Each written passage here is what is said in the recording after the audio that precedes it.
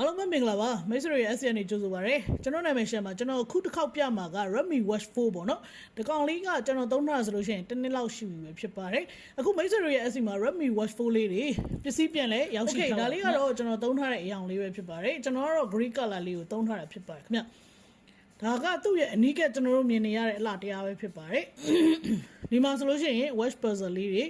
ဒီမှာ sensor လေးတွေမြင်ရမယ်ပေါ့နော်သူ့ရဲ့အာသွင်းကြိုးကတော့ကျွန်တော်တို့ကဒီနောက်မှာတန်လိုက်လေးနဲ့ကပ်ပြီးအာသွင်းရတာပဲဖြစ်ပါတယ်ကြိုးကိုဖြုတ်ပြီးလဲခြင်းနဲ့ဆိုလို့ရှိရင်ခလုတ်လေးတစ်ချက်နှိပ်ပြီးဖြုတ်ပြီးလဲလိုက်အောင်ပါပဲကြိုးပုတ်လေးတွေလည်းမိတ်ဆွေတွေရဲ့ SC မှာရောက်ရှိထားပါတယ်ခင်ဗျအခုလက်ရှိမိတ်ဆွေတွေရဲ့ SC မှာအနက်ရောင်လေးတွေပြန်လဲရောက်ရှိထားပါတယ်ဒီမှာပါဒါလေးကတော့ဒါကျွန်တော်ခုလက်ရှိသုံးထားတဲ့ Redmi Watch 4ခဲအောင်လေးပေါ့နော်